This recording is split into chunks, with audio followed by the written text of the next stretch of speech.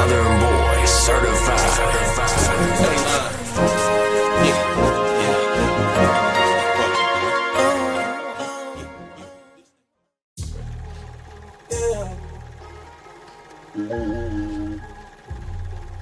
I don't really understand, why they do this to me, Saturday Roman, don't say nothing at all. Saturday Roman, don't say nothing at all. Saturday Roman, don't say nothing at all. Saturday Roman, don't say nothing at all. I'm hearing whispers on the street about some things that I really can't believe. People talking, spreading lies over me. I don't know why they coming for me. They say I did things that I never done. Oh. They say that I'm guilty, but I'm not the one.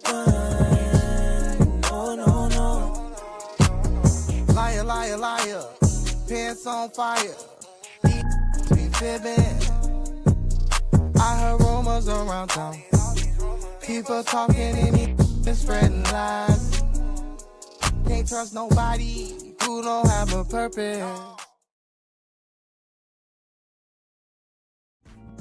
Life Builders Incorporated is a 501c3 nonprofit organization committed to making a difference in the lives of youth and adults from all socioeconomic backgrounds.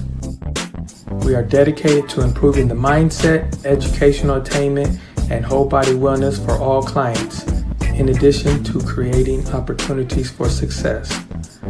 My purpose is my passion, and my passion is my purpose.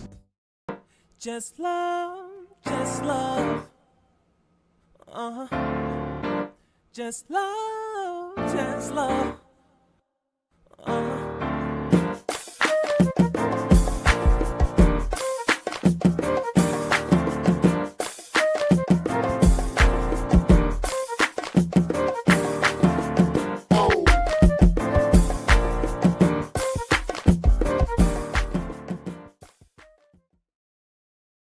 I am so done, I am so done, I'm so done with you.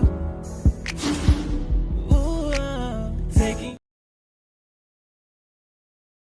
I am so done, I am so done, I'm so done with you. Ooh, taking you back is something that I don't want to do.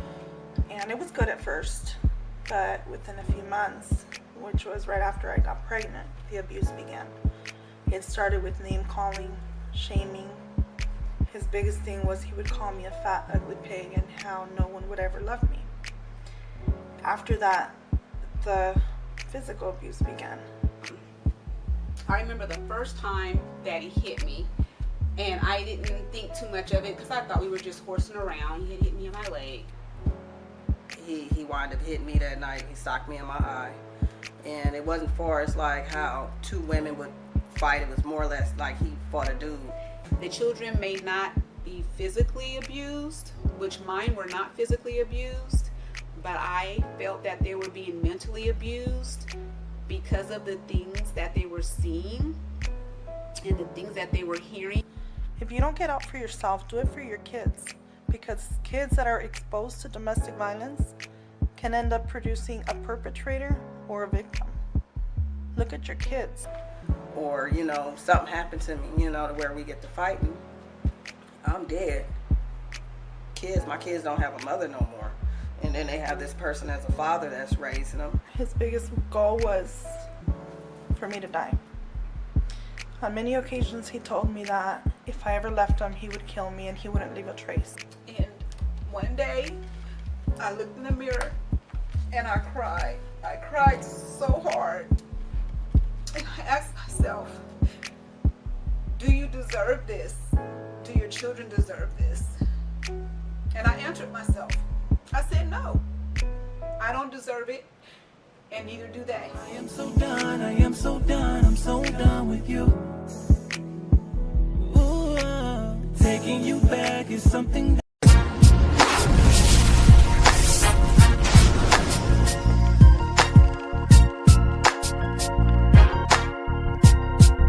Cause this is the beginning.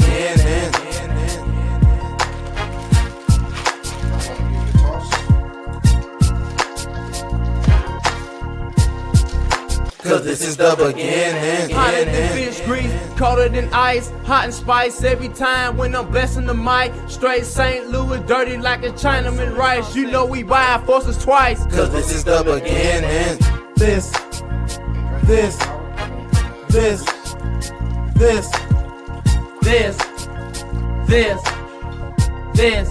Cause this is the beginning. Hey, where the food at? He's ready to eat, so here you go. Cause this is the beginning.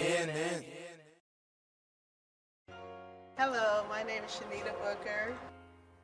I'm a security guard for Ally Universal, and I was chosen to do a makeover.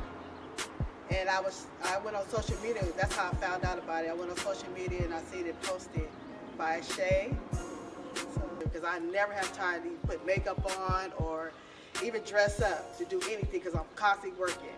Because I'm a supervisor, so sometimes if my guards call off or I can't get nobody to work, I end up doing it myself. So that's why I really don't have time for myself at times. Hey! Oh my God! How are you? Oh my God! Thank you. Let me give you a hug. Give me a few minutes and I'm gonna close my client out. Okay? Okay. Close your eyes. Okay. Have a breath over there. I am so excited to be here. I've been following Shay on Facebook for a long time, and when she finally put this makeover thing on her Facebook, I was the first one to reply like, me, baby! So I am very excited. I want to do this. I can't wait. Stephanie's gonna shampoo you. She's assisting me today. Okay? Okay.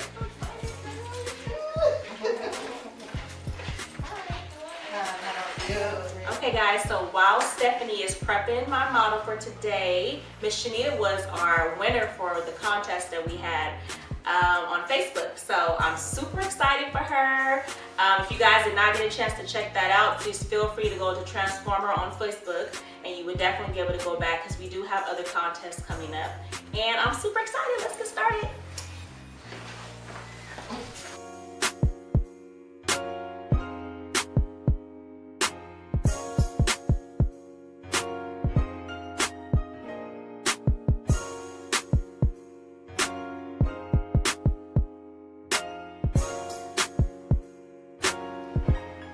Okay, girl, let you get first.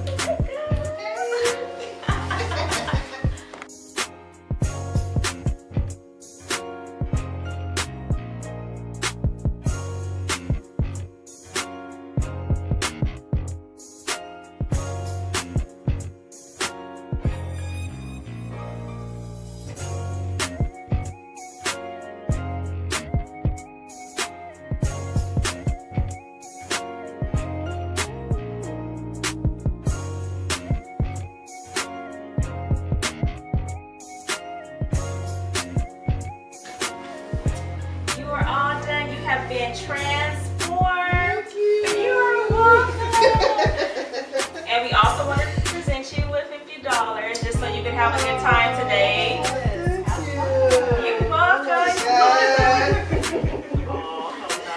Thank you. Oh my goodness. Yeah, so go get something to eat. I am.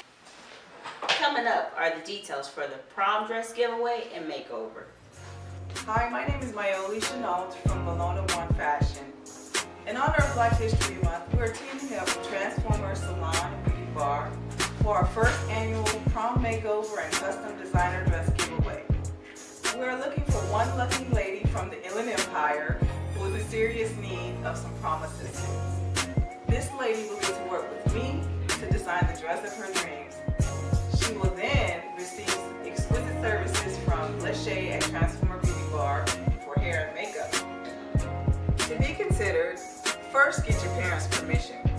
You can have no D's or F's on the previous semester's report card, nor on the current report card. We also would like to see one letter of recommendation from one of your teachers.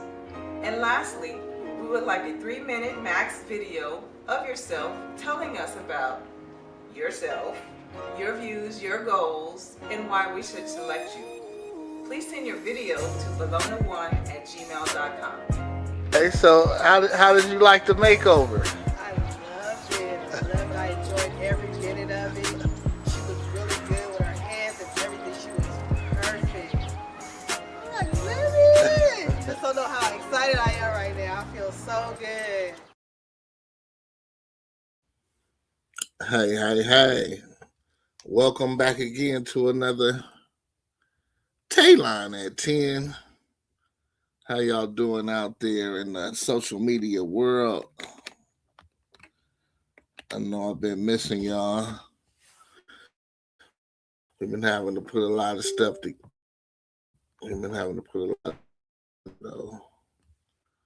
Where's Mrs. Wright?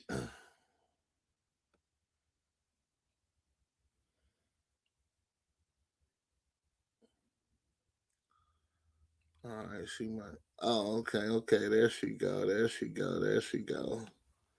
She just don't have no audio. Your audio not on. Yo, we can't hear you.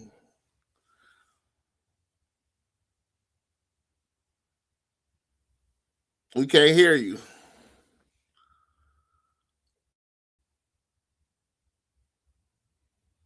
Probably log off, and log back on.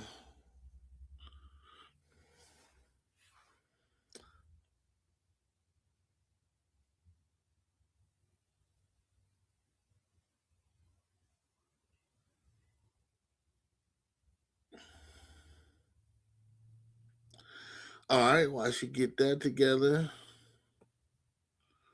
let me see what I could go into. Let me check this picture real quick.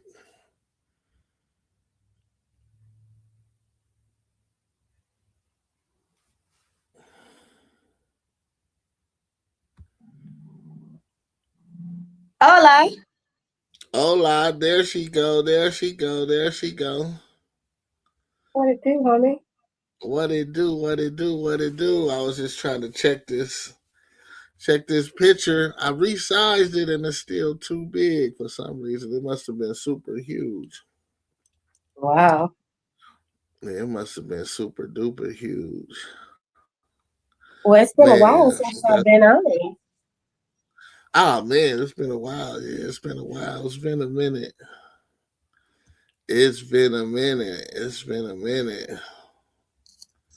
So I guess the thing to do, we always got the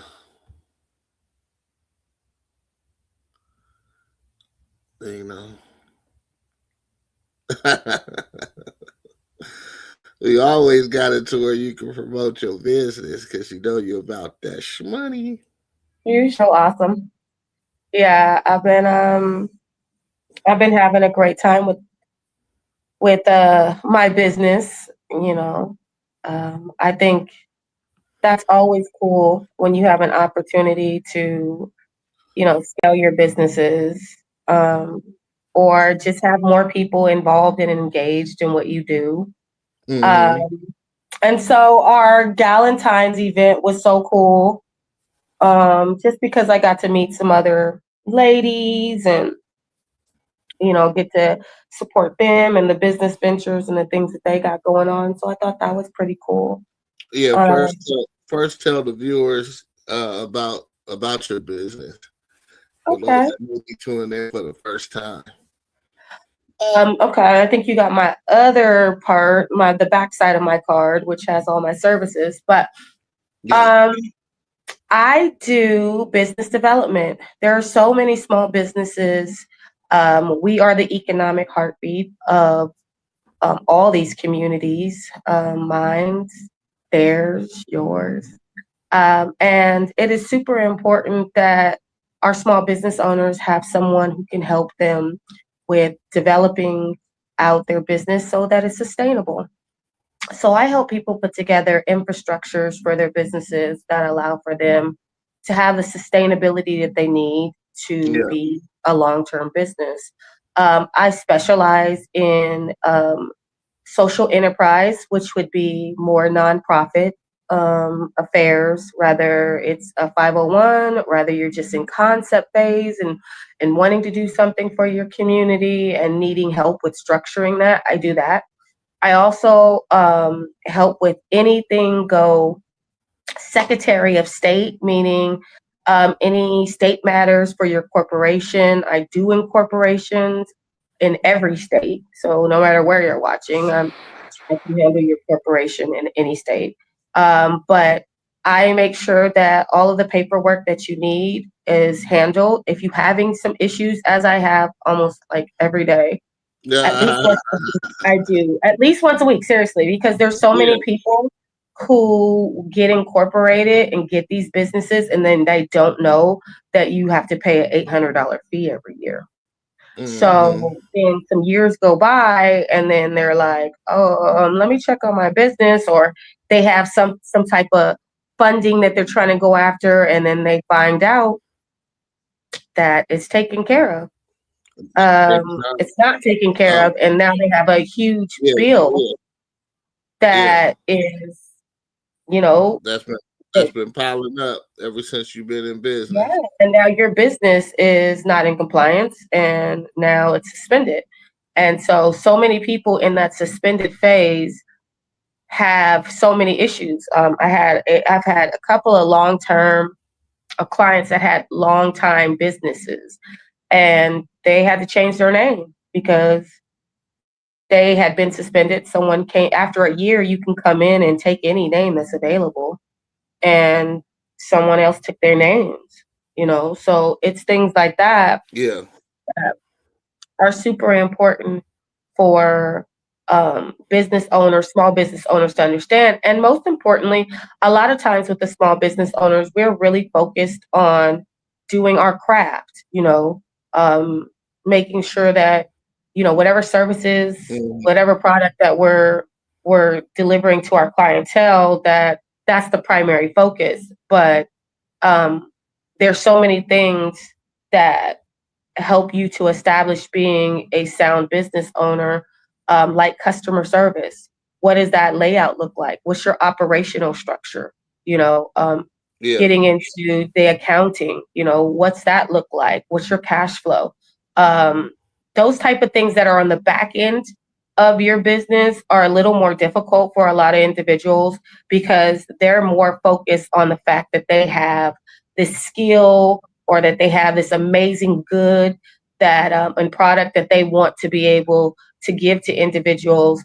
And so just because you have a great idea and just because you have an amazing product does not mean that you're a good business owner. And it does not mean that you are in a ownership position to stay sustainable, to stay long term. That's why you see so many people who were hustlers that had these great ideas, had a great product, but it didn't go anywhere because they need mhm, someone like me who's going to help them develop it so that you can make sure that all of the areas that are necessary for you to have a sound infrastructure are in place. And a lot of times, because we just have these great ideas, we just skip off into the sun and we get them done, not understanding what type of liability we're putting ourselves and our businesses in.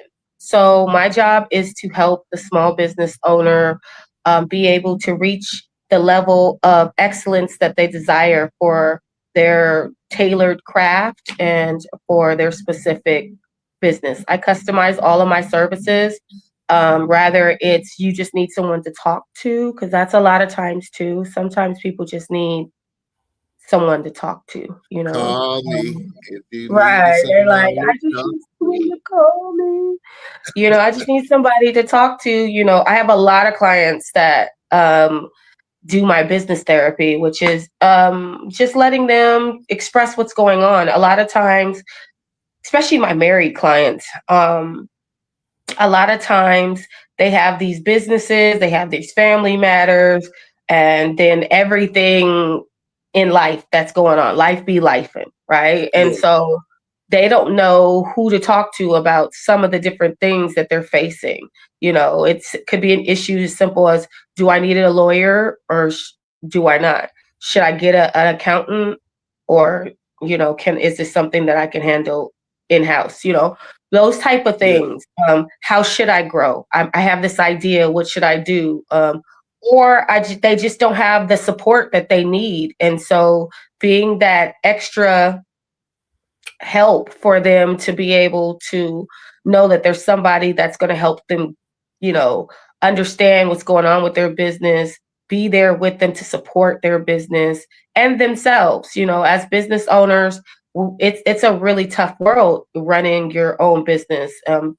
And so, it really is important that the smaller businesses do know that they have people out there that are happy to help them, that want them to succeed, and that know the steps that are necessary for them to be successful and for them to have a long lasting business. And so that's what we do. I do business taxes, and accounting. I do project management. I do, creative work. I do fundraising. I do proposal writing, procurement.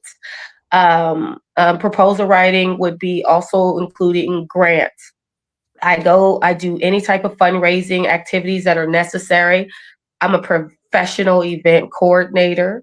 And so there's so many things that I can help. As I say on the back of my card, I help businesses from A to Z with solutions. It's just really important that they know that there is someone out there that has the experience. I've been doing this 30 years, since I was a teen, and I have successfully not had to work for anybody, because I watched, and because of my community, I always want to always make sure that I always say, shout outs to San Bernardino, the Dino, The um, Dirty D.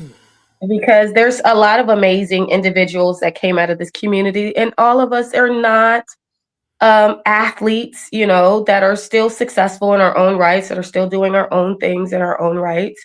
Um, they're, and our community has everything to do with that. And so for me, definitely as a woman who's never had to work for anybody, I was cultivated by my community. And Yeah. so my business is a way that I get to give back to other individuals in the same manner that my community gave to me so many years ago when I first started out in the game. It was all of these professional individuals who had all these different degrees and all these different skill sets that poured into me, that helped me to be able to withstand some of the adversity as a business owner that we face. And so for me, it's never about a problem. It's always about the solutions type of experience. That's right. And it's definitely about helping individuals with creating something that they can turn into a legacy for themselves, for their families, for the community. And I know that pouring in to small business owners can help develop, a person's life to be something amazing just because I lived it. And so it's so much easier to help people when you yourself have had, the experiences of doing it and going through it. And so when I get to talk to people and go over, okay, like, what is it that you're going through? What is it that you need? Or just listening to their ideas of what they want to accomplish, whether you're at concept phase or whether you're already a seasoned business owner, I can help in whatever way that you need. And so being able to give that to people and making sure that they know that the support is out there for them is just a really big thing for me, just because I feel like I'm living in my testimony, and helping to use my testimony as a blessing for someone else and teaching a man to fish. That's what I feel like my purpose here on earth is to make sure that with the skills and with all of the, experience that I had, it's to pay it forward and to make sure that the next individual that needs the same type of help and support, that it's available to them. Okay, okay. Well, you have all the information right there on the screen. It's been up there for the last at least 20 minutes. So y'all, this is how y'all get in touch with her. And I guarantee that, once you start doing business with her, most likely you'll never stop. But we got a special guest coming on. The special guest is Miss J. What up, Miss J? Hello. Hey, what's going on with you? I'm just listening. Oh, you just listening? Okay. Said a lot of great things. Okay. Do you look forward to starting a business sometime soon? Sometime soon. All right, well, we're going to go into a little break and then we'll come back. Hey, going by, those stars in the sky. I'm going by, those stars in your eyes. And I love you. Oh, I don't need a second look, 'cause you're what's happening in my book. And I love you, Taurus, Leo, Pisces. It makes no difference, girl, if you're in love with me. Oh, that's all I need to know. I would give all my heart and all my love. I don't care about the stars above.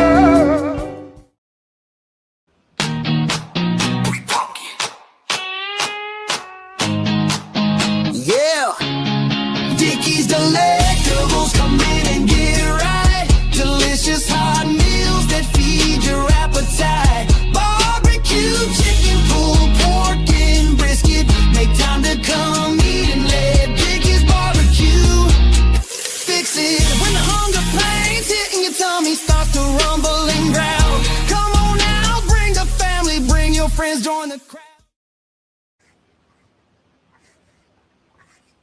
All right, we are back again with another Talon at 10.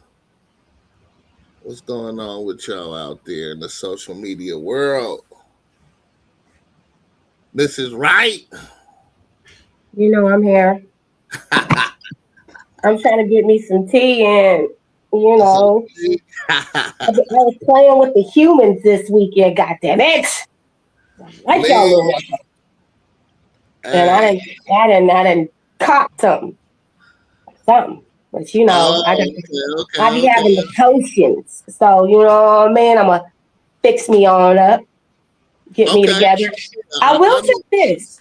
Go ahead. That whole cut slices of onions and put them in your socks, put them in the middle of your foot, the onions, and cover it with socks, and sleep.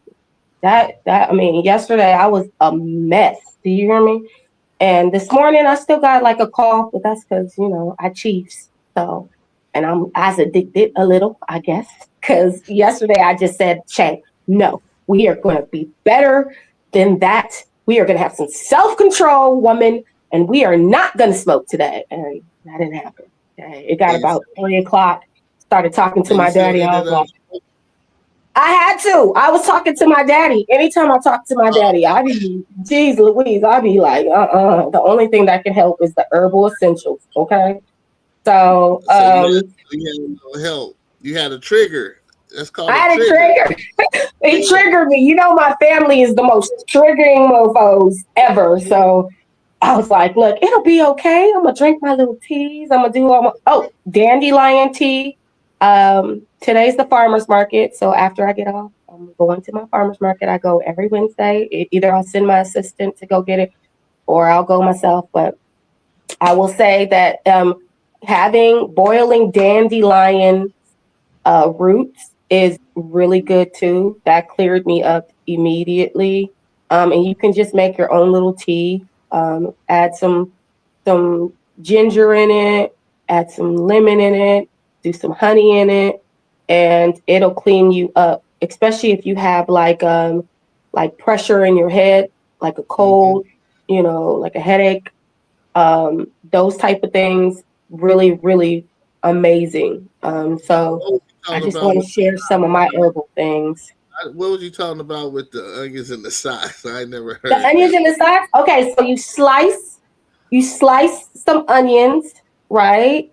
And then they're like where they're round. You want to make sure that they're like, and you want to get like the big pieces so they can sit in the middle of your foot, right? In the middle of the palm area of your foot, right? And then you're gonna put some socks on. Now I've seen it different. Tonight I'll probably put some honey on it and then stick the onion on top of the honey and then put my socks on. But the onion, what most people don't know is you have a lot of pores in your feet. Okay. And so what the onion does is while you're sleeping, it extracts all of the gunk, all of the bacteria, all of the things that are not supposed to be there. It makes sure that it collects all of that for you. Meanwhile, onions are very beneficial health properties.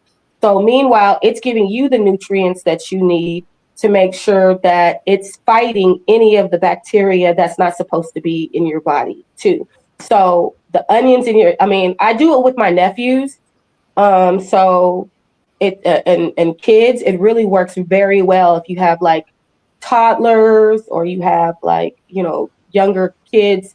That is a great thing. But as adults as well, y'all, if you guys is feeling some type of way, get you some onions, slice them hoes, put them underneath your foot, go to sleep, and feel good. Another thing is baking soda and salt water, warm salt water. Definitely if you put warm salt, which I haven't done yet, but if you do warm salt underneath your tongue, some warm water and salt, that's a good, and just let it sit for maybe just underneath your tongue, just let it sit for maybe, I would say no more than like 30 seconds or so. Just let it sit, kind of dissolve, and then use the rest to just really gargle with. Add some baking soda in that. Amazing. The baking soda will clean out everything because again, you got your thyroids and your glands in here that the salt water and the baking soda help to alleviate any of the stress or any of the mucus and all of that stuff that might be going on in your area, your upper chest area. So those are some of the remedies. Okay. I do herbs. I work with my Black farmers. I am a holistic goddess. I do all of the things you can do. I sell crystals. I'm completely in the botany world. And so I make my own teas. I make my own tinctures. Like I have fire ciders and elderberry teas and things of that nature. So for me, I've gotten sick more times ever in my life. Just in this last couple of months, like 2026, I believe at the beginning of the year I was sick. And then now February, I got sick again, but I only be sick for like no more than 48 hours. Like, and that's a lot of times because of me, because I'll feel that little scratchiness. We all know when we're about to get sick. You get that little, what is that in your throat, or your nose gets a little, or you see that you're maybe just sneezing a little too much. First you thought it might have been that chick's perfume, but now you realize, nah, she just stank. It was really that somebody done got you feeling some type of way. And it wasn't her on that level. Anyways, so I would say that when you start feeling that, that's immediately when you should take care of it. Versus for me, I feel like I'm such a superhero. I'll be like, there's no fucking way I'm sick. There's no way. You know what I mean? Like, what are you talking about? There's no way. And then the next day it'll be like, oh shit, I'm sick, and then I'll jump into action, okay, well, let me, like, even last night, I was like, okay, I watched TV and just was in the bed all day. I made an amazing soup. I'm very big. My friends since college have always been like, when they're sick, they'll call me and be like, can you make me some chicken noodle soup, or can you make me some soup? So I made me some myself, and that should just be a nice thick broth. Always make sure that you have your basics with your carrots and your celery and your onions, and then don't add any of the other little things that you would normally add, because I don't think that people know how much sodium a lot of these seasonings have and things like that. Just make it simple with just always squeeze some type of citrus, like some lime or some lemon, and salt and pepper. Keep it simple. Just salt, pepper.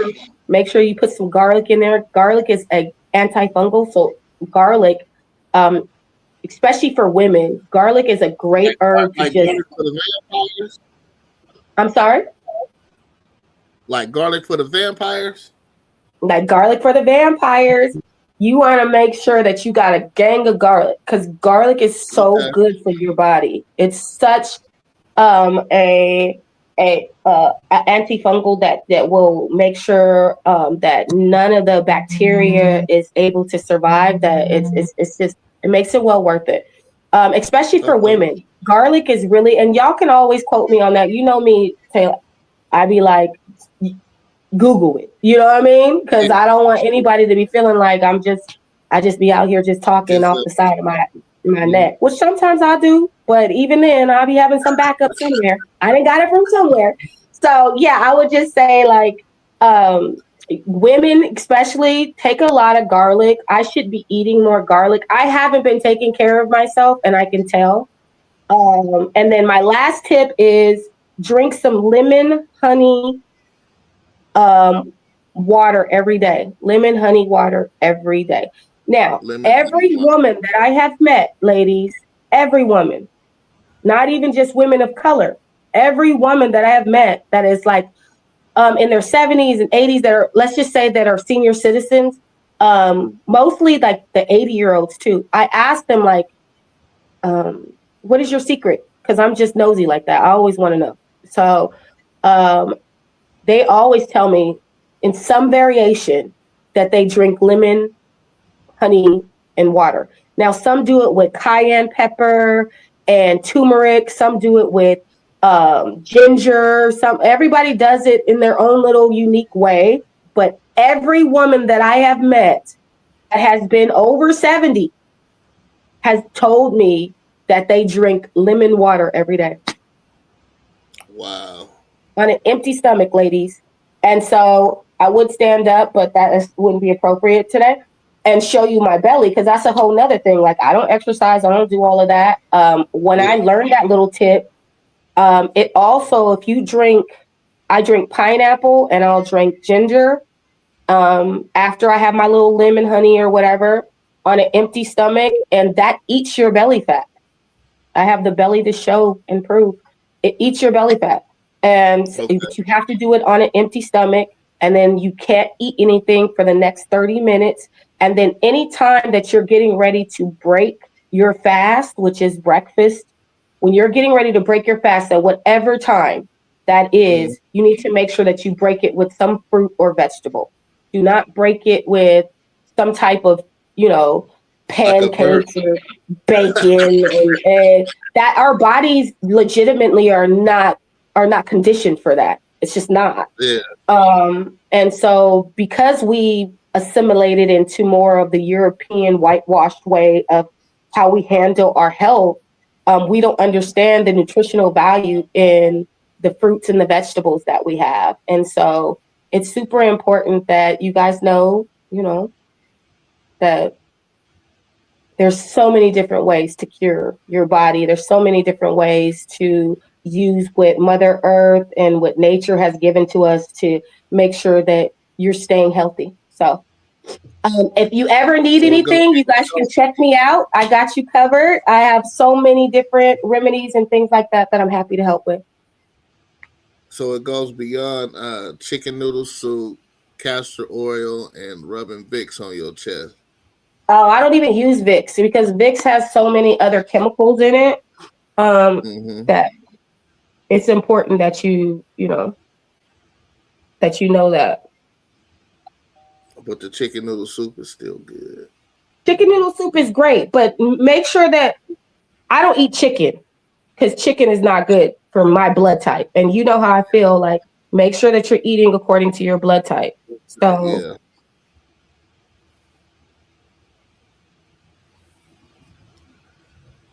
So yeah, if you want to use chicken or some type of protein, go ahead. But I wouldn't suggest really doing that. I would just like I said, just make it a vegetable soup.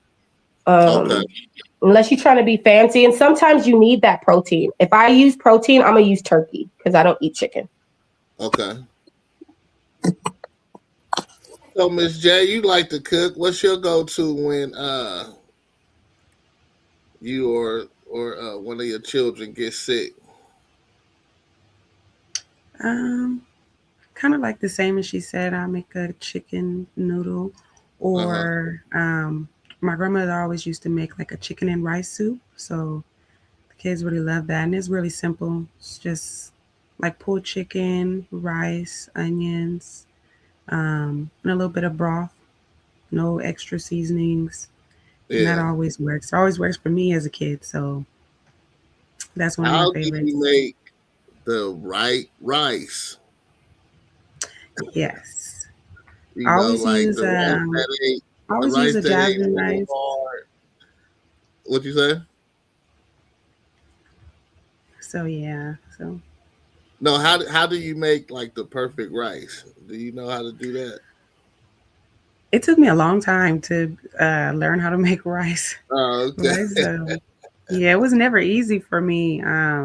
But truth be told, my son taught me how to make rice. Wow. Yeah, he taught me how to make rice. But you just, put you rinse your rice, put it in a bowl, rinse it, pour out the extra starches, and then you refill your pot with water. You put it on the on the fire, and you start it off low. You don't start off high. You start off low. Okay, so you just let it low. Yeah. Yep. You let it do its thing, and then once it gets to that little subtle boil, and the water starts to disappear, then you cover it. You cover it. Oh, okay. And then so you never adjust the heat. It's just starting off low and covering. Yes. Yes. Okay. And you start off low. You never go high. You can turn it up a bit, but as the water starts to like boil out, you want to cover it, and this is what steams the rice. Yeah. Yeah. So by the time you're done cooking it, there is no water left, and the rice is perfect. Yeah, that's right. We can't hear you. Say what your mic is off. That's okay, my bad. I was just like, rice can be difficult sometimes. So I like that you giving some advice, because I didn't have some rice. What is this? When she said it. Yeah, I'm like, what's the secret? Because that would be the secret, and it's crazy because my son taught me how to do it. He learned from his dad. I never knew how to do it. I never knew how to use a rice cooker or anything. So I was just like, show me how to make this rice. I always had him making my rice. We make dinner. I'm like, okay, you got the rice, but now I can make it. So I want to make rice. I'm more of a noodle person than a rice person. I mean, I'll mess with the rice, but because you got to get rid of rice the same day, and learning all of that about how bacteria grows on it, you can't store it. You shouldn't store it. You should not store rice. You should not eat rice, people, after 24 hours at all. Throw that shit away. Because if you do and you get food poisoning or stomach flu, that is why. Because it automatically, whether you put it in the refrigerator or not, it starts to grow bacteria that you cannot see after 24 hours. So do not ever keep rice after 24 hours, and definitely not after 12 hours if it's just been sitting out. What about shrimp fried rice? Any rice, any type of rice, do not, after a certain amount of time, after 24 hours, even if it's been in the refrigerator, do not eat it. Make sure that rice goes in the trash. You'll have to start all over again because you can't eat it. It's the same thing like putting garlic in the refrigerator or onions in the refrigerator. You shouldn't put onions in the refrigerator and you shouldn't put garlic in the refrigerator. It starts to grow bacteria, especially if you can put an onion in there if it has not already been cut. But if you cut an onion open, do not put the remaining in the refrigerator. Put it in a nice little bag or in a container of some sort and leave it out. The onions are not meant to go into the refrigerator. And what the cold does to it is it starts to almost like a mildew type of experience with it, and it starts to grow bacteria. So definitely do not put those type of things in your refrigerator. All right. Well, one of my producers sent me a clip. Let's see if it plays. Sent you a clip? Man, somebody was banging on my door. Then they handed me some money, and I was like, oh, it's okay. So much uncertainty. So much uncertainty. This house is not a home. Remember, we were both struggling through college, working our ass off just to make it. Seems just like yesterday I was H&H law firm secretary and you were working your way up at a day and night resort spa hotel. Look at us now. Now we own 6 of them. Hey, we finally made it, my love. Yes, we did, baby. From this one little bedroom apartment to this big, beautiful house. Shall we? Yes.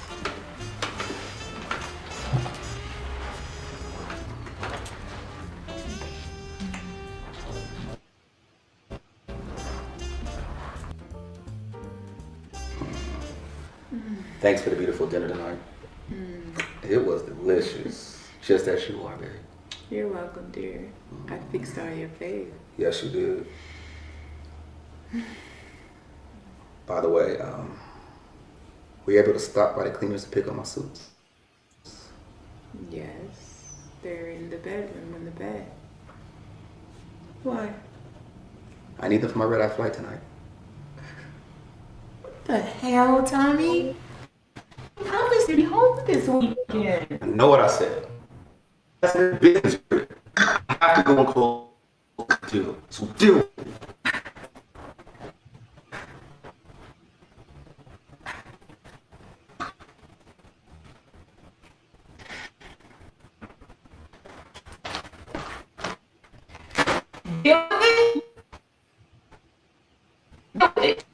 You lying son of a bitch. You said that this weekend was ours. What do you want me to do? I have to go do it. And this is your 4th trip this month, Tommy. What about being a husband and taking care of responsibility of home first? I take care of my responsibilities. I bought this big ass house. I pay all the bills. I must buy the best of clothes and drive the best cars. More on. And I appreciate it all, but the one thing that I don't have. Oh yeah, what's that, Patty? I don't have you, the love of my life. I'd just rather go back to the way it was, because this house is not a home. Shut the hell up. I don't have time for this. Why don't you take your ass and clean this dirty ass house and stop sitting on your dirty ass and talk to your dirty ass friends?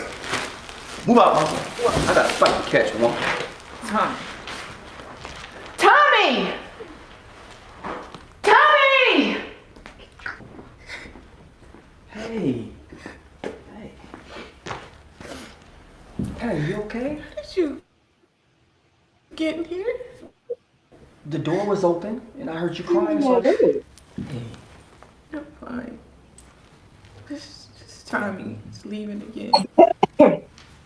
You know what? No one should be left alone for the weekend. Here, put your head on my shoulder.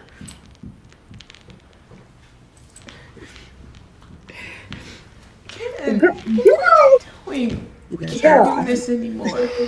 You're Tommy's best friend. We can't keep this up. Yeah, well, maybe. But it's his fault he can't see what a beautiful woman you are. But I do. Patty, don't fight your feelings. Don't fight it. Don't do it. And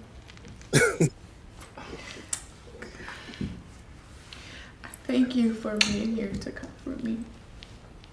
Oh, he's going. I do have feelings for you. But this will be the last time.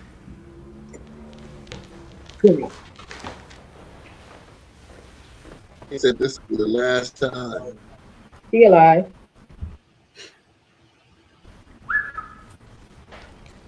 What are you doing here? Well, hello to you. I just needed a little vacation from counseling married couples. And I wanted to visit my brother and lovely sister-in-law. Oh no, it's frozen. What are you saying? And how long are you going to be here? Yeah, I don't really know. And I'll be staying here. I hope you're not trying to get rid of me. Of course not, Chase. You're more than welcome This to the stay brother. here. Good. Glad to miss me. The brother just get to show up and say, the hell. Unfinished business. Girl, you ain't fucking him too. Your mouth shut. Oh, Patty. As long as you take care of me, not one person has to know our little secret. All right, Chase, but you... But what? Where's my brother? Nothing, Chase. Tommy is out of town and he'll be back later. You're more than welcome to sleep in the guest room. Fine. But I won't be staying here tonight. I'll be going down the block to go visit my ex, Tony. But I will be back to converse about my needs. Whatever, Chase. Just Hold up. go. Did he say my Please. ex? Tony? Like as in a man? His need.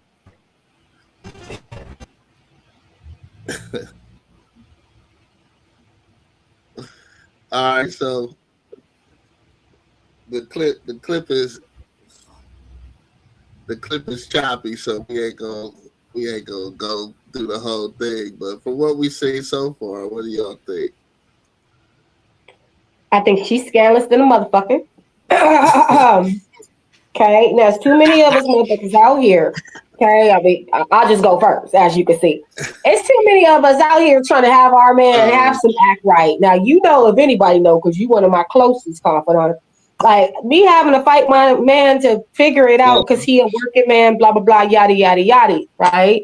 And I guess when you away, the hoes will play. But I'm just saying, like, who is we playing with? Oh, we playing way too comfortable at home. Well, I knew something was up when he just walked into our bedroom. Why is we in the bedroom? Yeah. Why did you just walk in and just feel comfortable sitting on the bed? You talk about, oh, this gonna be the last time. I mean, girl, please.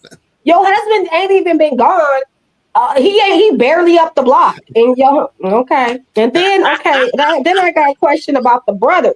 Because then the brother come in and then he talking like they got something going on. Like, I'm gonna come back in my needs. But I had a question. Because I was like, did he not say like I'm finna go up to Tony house, my ex? It didn't sound like Tony was a girl. Now, I know it's a unisex name, but Tony didn't sound like a girl in what he was saying. So I was just curious, like, how deep is this little story finna get and go? Because is he fucking a man and you too? I mean, teach us on, I suppose. It seemed like he seemed like he was, kind of. I don't know. I just got the clip. I was, so I haven't even went through it to make sure it plays smoothly. That's why I stopped it because I got to make some adjustments to it to make it play smoothly. But it just seemed like the internet is rather slow. What you think, Miss J? But what happened? What did you think? That was in a small little clip, that was a lot to unpack. Yeah, same thing. I was wondering why the door was open, and you're right, like why he sat on that bed and they was so comfortable right away. I'm like, I don't know. How long this been going on? Suspicious, like a mug. So then, okay, my thing is like. Go ahead. No, you go. Go ahead. I already said my piece. I'm gonna hold my comment to the end. All right, so to me, it's like twofolds, right? As you know, I was married for 2 decades, so at some point in time, the quality time just has to mean more than money. And then once you accumulate, you a little choppy, friend. Yeah, a little bit. It's true. Okay. Yeah, I can see Miss J's face. She like, what? Huh? I'm trying to hear. I can tell. What is he saying? So, okay, we can see you moving. Yeah, we can hear you. You moving around. Okay. Okay. As long as you can hear me, that's more important than seeing me. Oh, for sure. I get you. Is, after being married for 2 decades, right? At some point, you have to realize that the quality time or the moments that you share with your significant others is more valuable than actual dollars.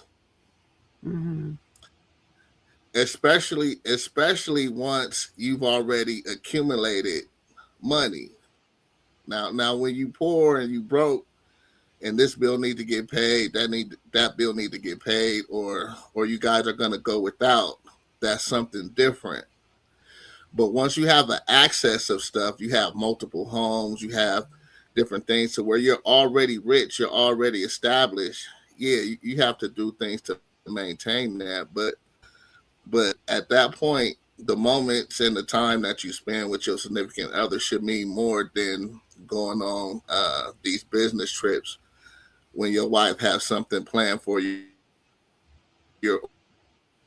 or when you promised her something. Because most of the time, me speaking from a man's perspective, women get mad. We tell them we gonna do.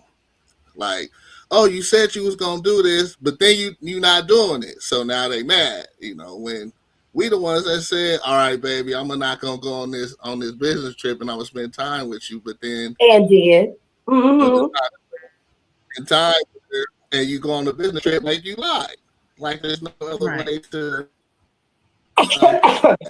So, but should you get shit because you lied, or a whole nother thing. But with me, and I always say this about my male friends, always hate that I say it. But with me, the success of the relationship always starts with men. With who? With the woman? With the man. Oh, it starts with the man. Why you say that?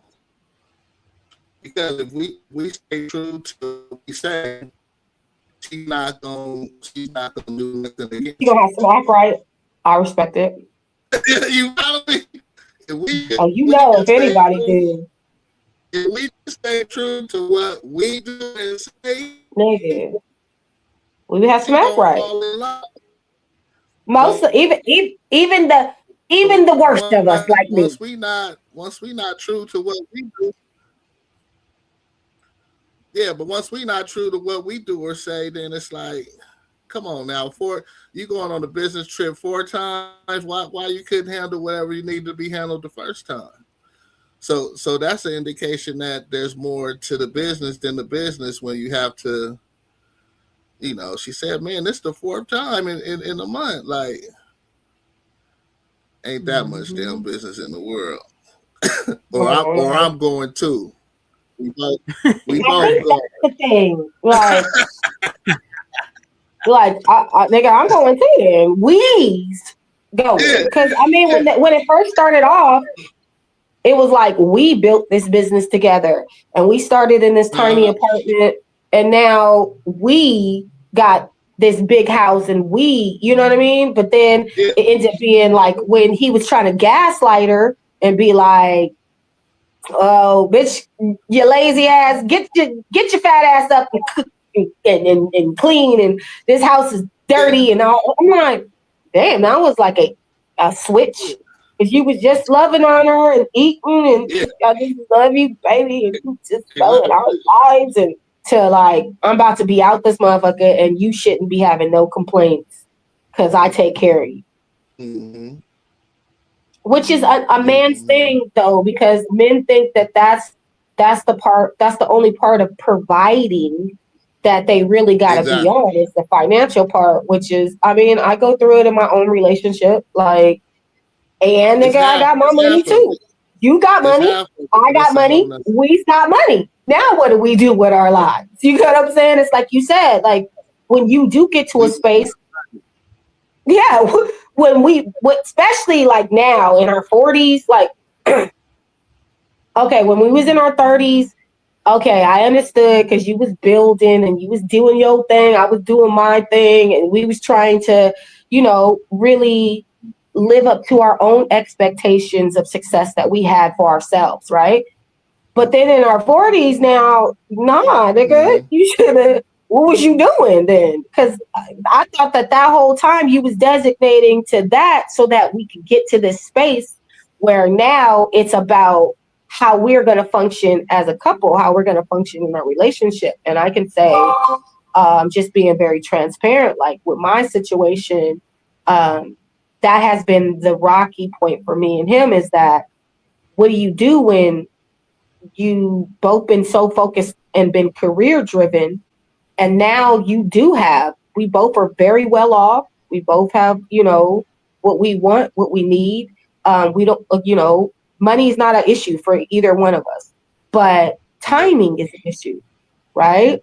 My biggest issue with him is like, I don't care how much money you or what jobs you got going on. I'm understanding, but I can only be understanding to a certain point where you're not playing the role that you need to play in this relationship, yet still having the expectations that I'm supposed to show up and be some type woman to you. No, we're not doing that. You are going to show up, like you were saying, and be the man that you need to be for me, the man that I deserve, the man that, you know, I've been working on all these years. And then that'll leave me, if you provide me that space, then that'll leave me the opportunity to be in my femininity and to be the woman that you desire. But that's why they say happy wife, happy life, nigga, because if I ain't happy in this motherfucker, ain't nobody happy in this motherfucker. Is how I feel. We all gonna be sad, nigga. We all gonna be destitute in this motherfucker. Yeah. If I am not, especially with how I'm a giver, how I'm very considerate, you know that, and I do have more patience than most do, especially, you know, in situations that have been more than a decade, you know.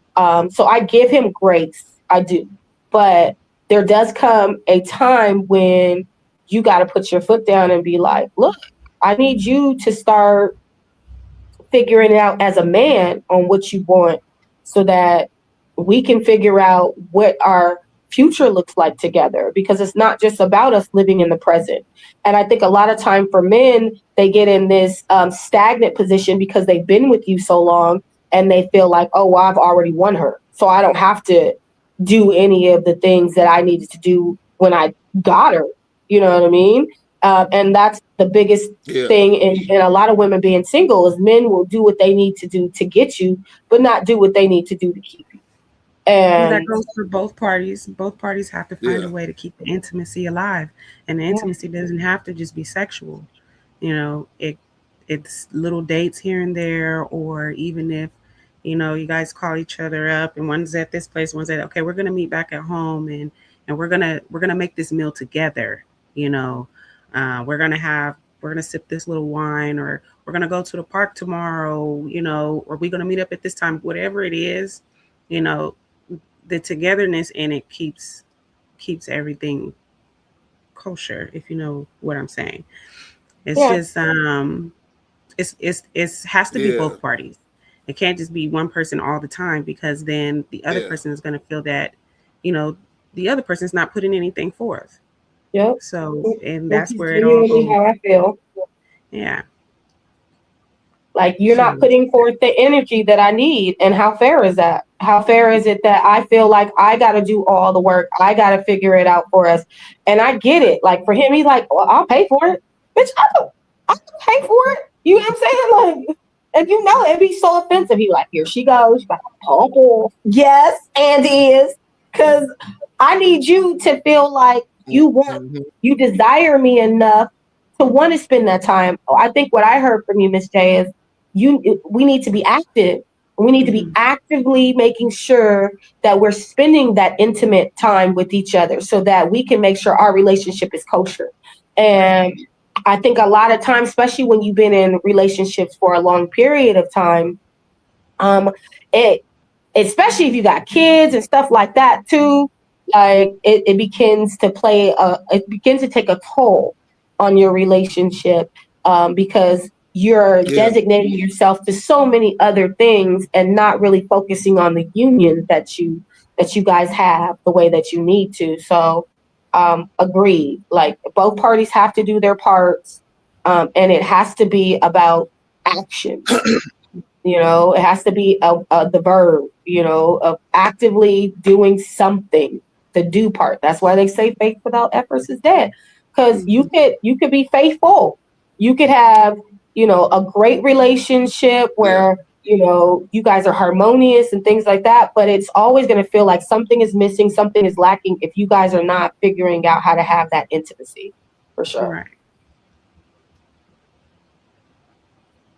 I agree with that. Do y'all remember the teeter totter on the playground?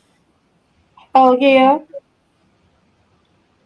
Do y'all remember the teeter totter? Y'all remember what that is? Yeah, we remember. Yeah. You know, It's like the thing. One person sit on one side, the other person sit on one other side. Then one Yeah. person go up, the other person go down. One in my backyard. I definitely know. So that's what relationships are. Very rarely are y'all both gonna be in the middle. right. Like, very rarely are you gonna be loving him like he loves you, or he gonna be loving you like you love him. Very rarely is that gonna match up. It's gonna be very few times that y'all meet in that middle ground and y'all really feeling each other the way the other person is feeling each other. Know what I'm saying? Y'all really feeling each other like that. Most of the time, he gonna be feeling you more than you feeling him, or you gonna be feeling him more than he feeling you. It's that teeter totter effect. So what has to come and play into that is just the communication. Like, I feel like what most men don't get established, or what's established as a man, is you don't be perfectly honest with your woman. Ooh, what does that look like? What does not being perfectly perfectly honest with honest look like? that Could you means say that, but what does that I'll tell you the mean? conversation. Yeah. So let me tell you what that looks like. You like me, but you might like the higher or the middle part of me. There's a low part of me also. So if you could deal with the low part of me, then you have me totally. So I gotta be able to, because there's women on different, there's women on all levels, right? There's women that I can say, "Hey, bitch, come here," and she gonna come. Know what I'm saying? But then there's women that I can't say that to. Know what I'm saying? Or women that I can say that to, and they gonna keep walking like, nigga, you not talking to me. Mm-hmm. You understand what I'm saying? So it's like the man don't never really want to expose what his lower man is, what his low man is, because he might fear that he might lose his girl or whatever. But I feel like that's important that the man lets the woman know, like, damn, sometimes I gotta be able to slut you out. And you might have a woman that don't necessarily feel like she can handle being slutted out. So then That's for her. So then you lose a good woman, because you feel like because you let your lower man show. I mean, but just because she, like I tell these niggas, just because you're a good man don't mean you're a good man for me. It's the same thing with the woman. Just because you're a good woman don't mean, because let's be honest, sex is a very big part. If sexually we don't have any type of connection, it does make it a little more difficult. So if you're not willing, that's the reason why. That's the reason why niggas cheat. Yeah, that is. I've been the side bitch several times in my life. That was majority of my motherfucking 20s. So yeah, I get it. So remember, I was telling you what time we was talking. Remember we was talking one day, and I think we was in Dallas, and I was like, "You gotta be able to have a real talk conversation." Oh, you did? Hell yeah! I remember that. We was on the patio. Yep, in Dallas. Yeah, you gotta be able to have a real talk conversation. Yeah. If I'm not, we can't get that graphic. But if I'm not doing something right, I was like, "Oh, we going there?" Well, hell's yeah. If I'm not doing something right, either I gotta be man enough, right, to allow for that part of you to be satisfied by somebody else, or I gotta learn how to do that. No, and what I'm saying? Not be offended by the fact that I expressed myself to you. Yeah.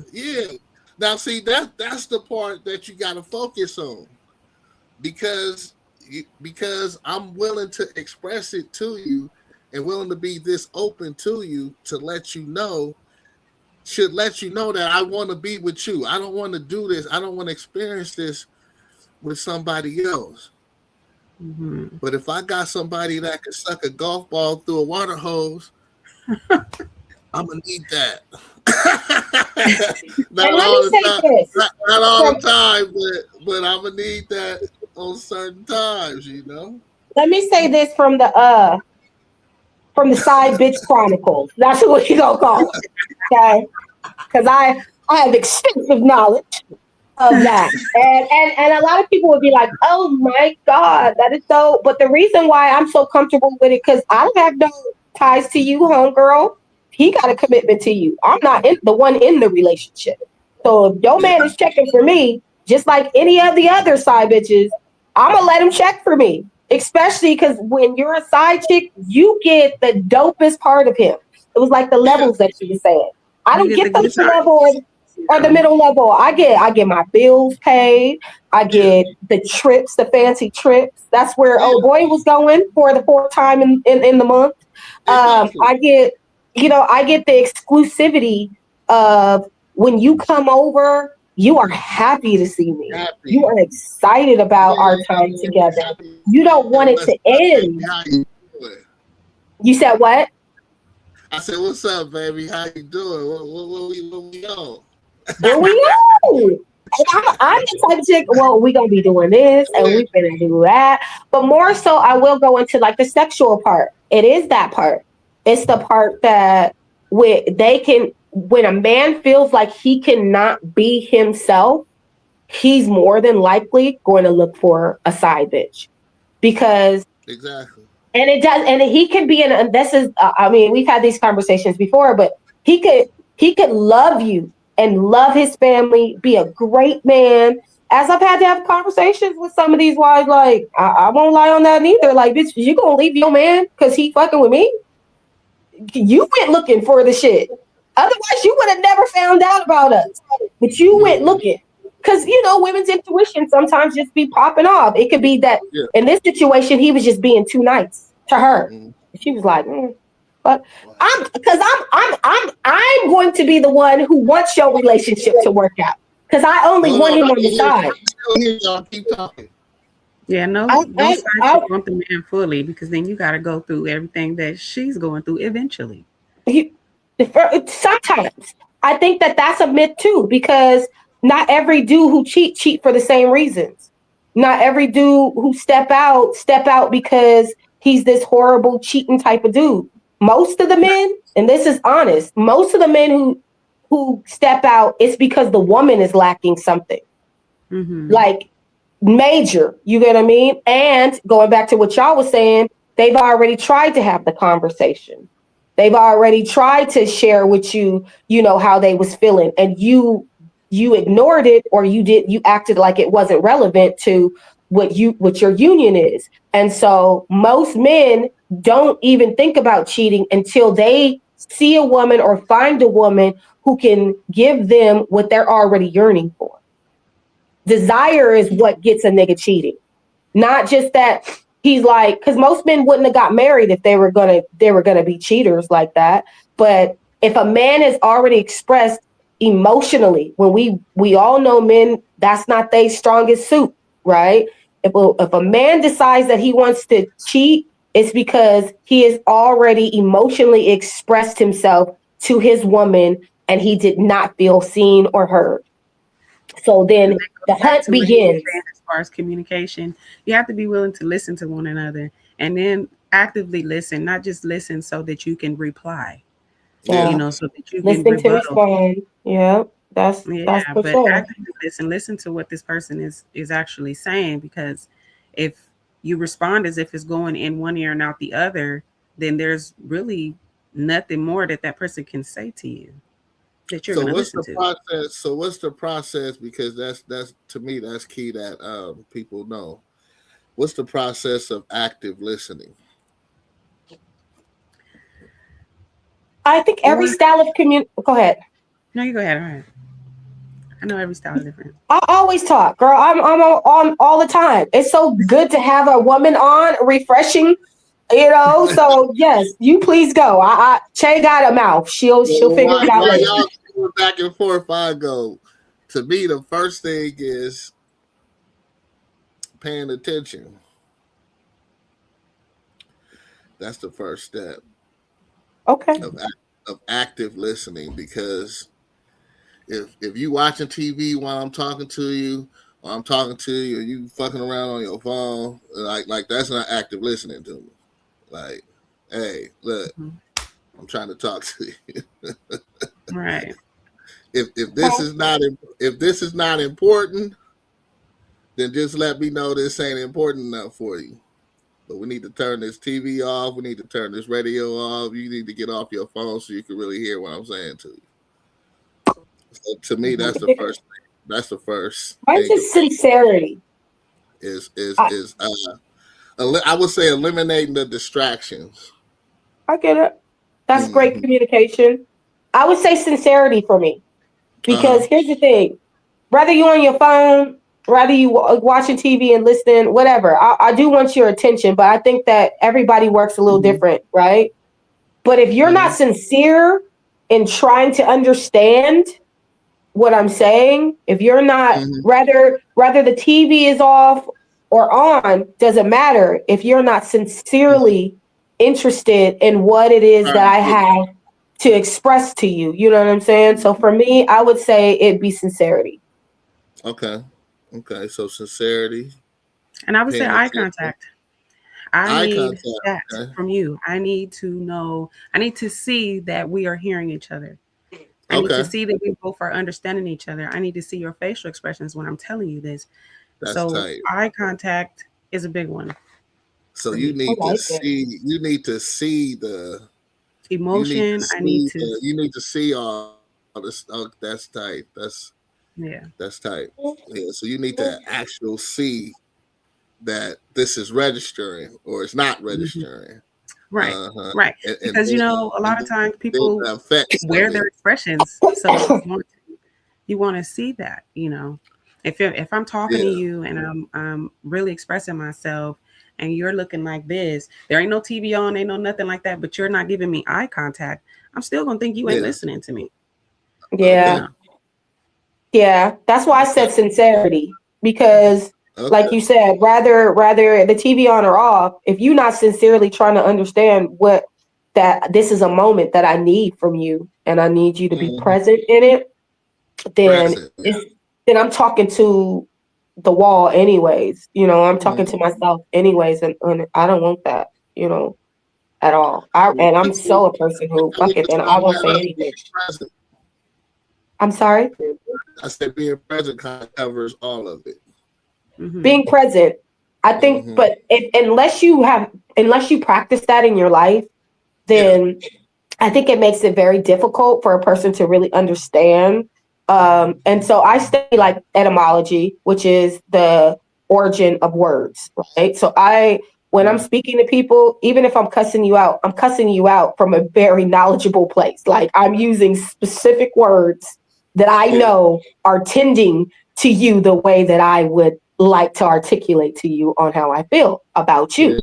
So I say that to say, like, when you're speaking to someone, especially someone that you care about, and you're saying these different words and you're really genuinely trying to be thoughtful about it, if that person does not understand what present looks like, then it's going to be a problem, because lots of people, especially, you got to understand, technology allows for people to always feel like instant gratification is everything. That's the primary source. Everybody is on the go, doing what they need to do. I'm out here surviving. I'm out here trying to, right? Nobody is really taking the time to pay attention what is currently happening and to enjoy the blessings of what is available in your life right then. Everybody is wanting more. Everybody's trying to do more. Everybody's trying to get more. You get what I'm saying? But no one is really focusing. Well, I won't say no one. A lot of people are not focusing on being present and understanding the gifts that you have while you're in that moment and appreciating that moment for what it is or what it could be. And so if you don't have a person who's already practicing being present in their own life, it's going to be really hard for them to be present in your union, for sure. That was the whole purpose of stopping when she said active listening, so we could break down, like, how do you do that? Like, and what does that actually look like? Okay, so what else does active listening look like? I think active looking, I think lots of sex is actual listening, because I think the body, I'm just being honest. Yes, we go in there, okay? Because it's Talon at tip, okay? So I get to say whatever hell I want to say. This 10 in the morning. It ain't 10 at night. Right. Well, it, though. Well, look. Well, some of the freaks is up during the day, and because I think going from the conversation of the side chick to like us talking about active listening is kind of like very parallel, right? And so sex is a very big part, because, and I was talking to my daddy about this, because body language is everything. It is. And the most intimate moments that you can share with a person is intercourse, because it is the interworking of you. It is the spiritual working of you. And it is the most intimate way that exchange of energy happens, right? So when you have lots of sex, it does allow for you to have a different connection that doesn't always have to require words. That's what Babyface was trying to tell y'all, boo. He was trying to tell y'all, you know what I'm saying? Like, just saying, there's so many. Soon as I get home from work, okay? He said they be like, we don't really talk a lot. And that they don't need to worry about my relationships, because the kind of communication that me and her got, it cover a whole bunch of other things. I remember an ex, now it can be a trap, because I remember one of my exes, we would have our serious conversations while I'm sitting on his dick. That's explicit. But while I'm sitting on it, my bad, because it isn't 10 at night. But what I'm saying is that was a great way until he started to manipulate it. Because when we first started off and he suggested the idea, I was like, this kind of kinky. I like it, right? But I understood why he wanted to have those type of conversations, especially the hard conversations. Because when you're intimate or in that type of intimate moment, it's really hard to be upset. That's why makeup sex exists, right? Because it's really hard to feel some type of way or to allow for somebody to get you out of that emotional state when they're inside of you, when you're having that energy exchange. When you open. So we would have our conversations. If we were getting ready to have an argument or something like that, it would be like, we need to head to the bedroom. And it worked. It worked for in our love life. It worked, but also for us, it was our relationship breakdown happened when we started mixing business. And he was not very business savvy. And unfortunately, that ended up being demise because for me, I'm a different type of businesswoman. So for me, we not going to have conversations about my money and how you fucking up my money while you in it. We not doing that. Okay. Now, our own personal shit, for sure. You know what I'm saying? But when we talking about the business, no. And he would start trying to manipulate that and to be having conversations. I would have to be like, stop, like, hold up. No, we're not going to talk about that. That's not, now you're crossing over the moment. You know what I'm saying? Like, nah, but the communication in itself, we lasted so long because that was our communication form. If I could go back, the only thing that I would change is that we did business together.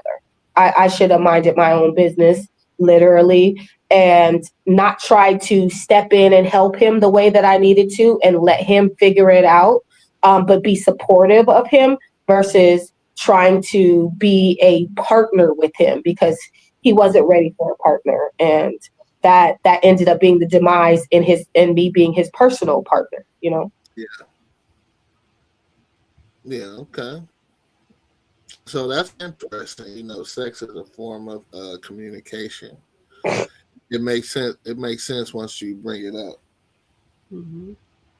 Yeah, the first thing I'm gonna do with my dude, and any woman will say that too, because we understand the power of pussy. The first thing I'm going to do, if I'm trying to like get in your good graces, I'm gonna give you some. It just is what it is. And can't no woman say that I'm lying. If I want something, if I feel like you need to be able to understand me from a different perspective, or I'm just like I'm saying, I'm just trying to get in your good graces. I'm gonna give you some because I know that is going to allow for his guard to come down and for him to genuinely listen or try to understand what I'm saying. I mean, that's what I be trying to tell these women. Like, you have to understand the pussy is power. The P is the P. You know what I'm saying? You got to know how to use it. If you as a woman know how to use it for the greater good, all right? Because some of y'all be out here putting it on them and you just leaving these niggas out here destitute and heartbroken for the rest of us chicks. Y'all can keep that shit. Don't be doing that to these niggas. Don't be putting it on them and then throwing them back out to the dating pool. That's why the dating pool is already acidic and pissy. We need you to be releasing them back with some emotional intelligence, with some sexual, some sexual balance to them. Like these dudes, because right now, if you look at it in communication, you're either going to find in dating, you're either going to have a man who is in tune and has some emotional intelligence, or you're going to have a man that is goofy and lacks maturity. I mean, there's no real in between. There's no real gray right now in the dating pool. And I do think it is because we are hypersexualized out here, right? And there's so many hoes. out here that is just giving it up and don't understand the power, that men no longer see the value in it. You get what I'm saying? So they like, especially when the ratio to man and the woman is 12-1. So in most cases. So when you are one that's like, absolutely not, nigga, I'm not putting up with none of that shit. He like, well, fuck it, bitch. There's 11 other hoes out, right? And most of the time he's right, because just because I won't put up with it, it's so many other individuals in this world that don't want much and that are willing to tolerate a lot of shit because they don't have any standards, they don't have any self-worth or self-love. So they're easily manipulated into doing whatever it is that you want them to do, or just being shitty individuals, right? So I think that if we started getting back to like us understanding as women the power that we have in our vaginas, and not just in giving it and sharing it with them, but I don't think as women we understand that men do everything that they do for us, right? Like, I mean, the straight men, let me say that, and let's take away from the men that don't like women, because right now, as Tupac said, we gonna have a race of babies that hate the ladies that make the babies. That's what he said. And right now, when you're looking at these different podcasts and you're looking at all these different things on social media and even being a part of some of these conversations, you see that emotionally men have gone through it with women and have never found the clarity that they needed from that previous relationship that broke their heart, that now they're just going around fucking women, but to have no respect for women, don't wish to really have no type of relationship with it. They rather go kick it with their boys than, spend any time with you, or they rather, be engaged in business than, really trying to figure out how to intimately connect with you. Most of the time it's because they're facing heartbreak that has never been resolved, right? And so now, or unless they got mama issues, which we know there's lots of them out there too. But I think a lot what we see going on in the dating world right now is because of the mamas. I blame all y'all. I blame the mamas, because a lot of y'all was not raising your son to know how to be a good man to a woman. You was taking care of him, you was loving him, you was nurturing him as your child, but you were not preparing him to be a grown-ass man who is going to be, especially as a heterosexual man, who is going to be partnered at some point with a woman. And I would just say to the women who do have young men, it is your job to make sure that that your young boy is ready for this young lady. You need to teach him. Yeah, but how does she? Let's just stop right there, because how does she do? How does she do that when she probably haven't experienced that herself? Oh, well, with women, a lot of single moms too. They want to. It's like they want to just protect and pamper. A man, a growing man. But then you want to make your daughter all extra strong. You know what I'm saying? So she gets with a man and she don't know how to be feminine because you made her extra strong. And then you got the boy who goes over to a woman and says, protect and pamper me, when you're supposed to be strong. You're supposed to be the man. He's supposed to be protected and treat you like your mama did. Definitely say the roles have reversed, because you do have way more emotional men than ever, because there has been so many pamper. No, she was like spot on. Miss Day was spot on, because they have been, even with my own, like the dude I was just telling you where we would have sex to communicate. His mama is the one who told me, hey, you know what? I have been unhappily married for 38 years. I do not want that for you. You are an amazing woman. I see how you treat my son. I see how you love on him. I did not do my job in making sure that my son was prepared for a woman like you. And I would not wish what I'm going through with his father. And let me say this to you. he is a lot like his father. And she left it at that. So when we got into the thick, when I really got to the space where I was like, I can't do this with this nigga. And then, you know, life really happened, and we had our own tragedy. I was like, okay, well, I'm just going to heal from both at the same time and move on.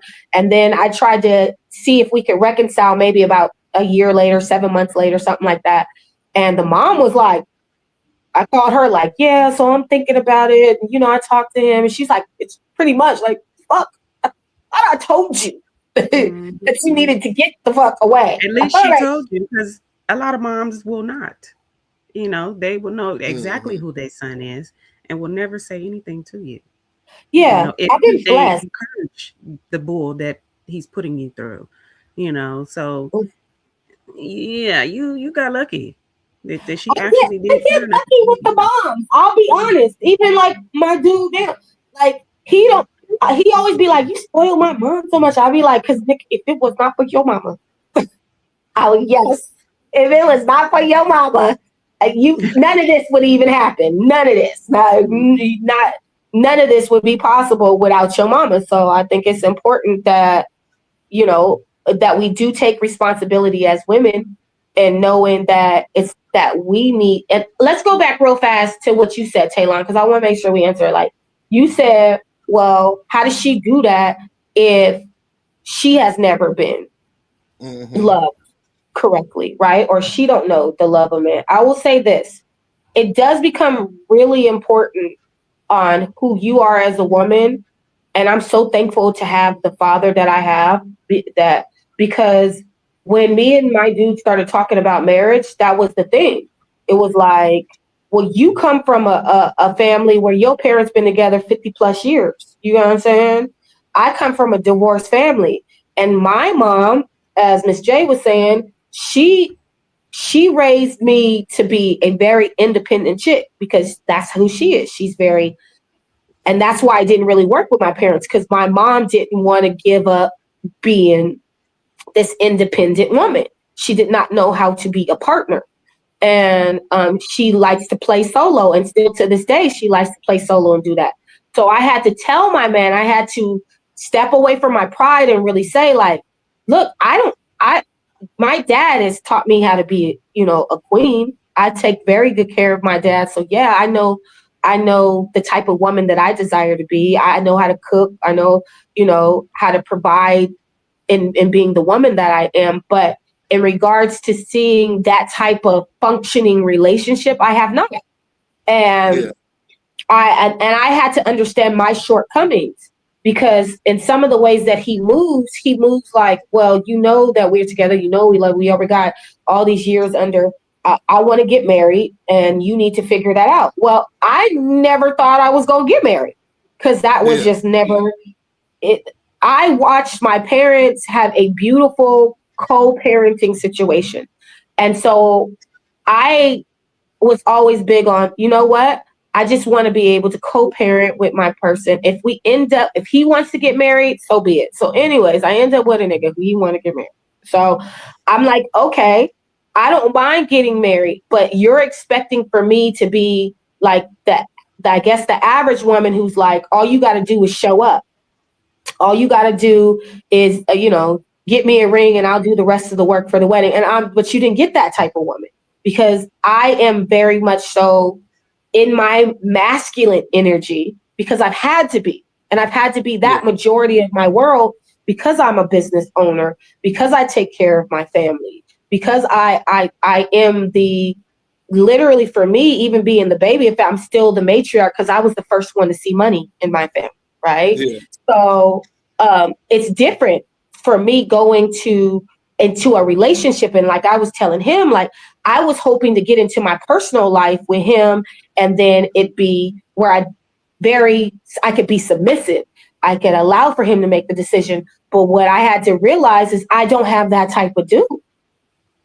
I have the type of dude who wants me to make decisions, who wants me to be not the lead, but to make sure that, like, the best way I can say is who wants me to be in charge. That's pretty much what he is. For him, leading is, you tell me what it is that you want. My job is to make you happy, because that is what he watched his parents do. You know what I'm saying? In regards to being in a loving relationship in a marriage, right? A functioning, beautiful marriage. And I've been around his parents, so I know. But his mom gave me a baby about 10 years ago. She gave me some insight right before I turned down his proposal the first time and moved to California because my family needed me. And unfortunately, I just had to choose them.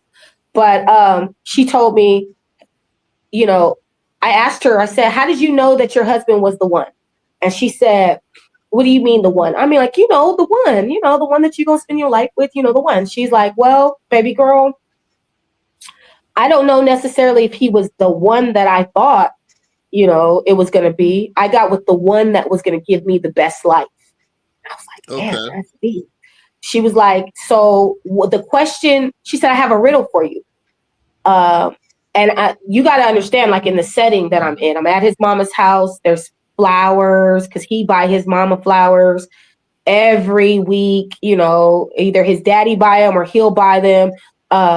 They got all this property and land, and so and all the kids. She's such a homemaker. So the house is smelling like food and shit like that. I'm like, damn, this is the kind of life I would want. You know what I mean? So she's like, the riddle is, if you're on a horse, do you lead the horse or does the horse lead you? Mm-hmm. What does that even mean, lady? You know what I mean? Like, I don't know. Like, I don't even ride horses like that. Like, what is we talking about? It wasn't until what you was talking about the power. Huh? It comes full circle to what you was talking about earlier about the power. How so? I can't wait to hear it. The person leads the horse, even though the horse is more powerful than the person. The horse is bigger than the person. The horse has more strength than the person. The horse is carrying the person around, but you have the power. You have power over the horse. You're holding the reins. Yeah. Now, I promise y'all, I did not get it until one day me and him is having an argument. I promise you. That's why I stopped to hear what both of you guys' perspective was about it, because I didn't get it until one day we're in an argument. And I was like, and it's like what your mama said, like, what the fuck did that even mean? Like, I'm on some horse and she talking about, does the horse lead or do I lead or some shit like that? And he was like, he's so chill. He's always so fucking chill, make me so mad. But he's like, baby, like, wouldn't you lead? I was like, what does that mean? What do you mean when I lead? And he pretty much said what Miss J said, like, you have the reins. Yeah, you're the one with the direction. The horse is the power, like you said, but you got it. He said it's just like a car. Yeah, the car is prepared to take you wherever you need to go, but you got to drive. You got to drive it. I was like, oh yeah, okay. So then going back to the relationship, especially with the picture, like at this point, I'm like, okay, what direction am I going in? And then how does that balance with the man that I have? Are you saying that the man is my power? Are you saying that he is the one who he's the car and the vehicle? And then as the woman, my job and my role is to then make sure that we're going in the right direction? Or is it that the man is supposed to be the one who's leading and directing where we're going, and I'm supposed to be the car or the horse, and the power in this situation? Yeah. I that part of the riddle, I still don't know. So I posed the question to you two. Well, that's where, to me, I have yin and yang, like the balance of the earth and the teeter-totter effect. Sometimes you're going to have to lead. Sometimes you're going to have to let him lead. It just goes back and forth. It's never like equal or even, because both can lead. I mean, the horse can lead itself, and you can also hold the reins to lead the horse, but the support is where it comes in. Both, you always going to need this support. Well, now that I own horses and have a ranch and all that other shit, I know a little bit more about horses, and I will say a horse will just wander if you don't Yeah. give it direction. So Yeah. you do need to make sure that it does know where it is going. Otherwise, it'll go wander and then it'll just come back home the way Yeah. that it's where that's just how the horses work. They'll go, they'll roam the property, eat what they want to eat, do what they want to Just do, play like with the each men other. that be out there cheating.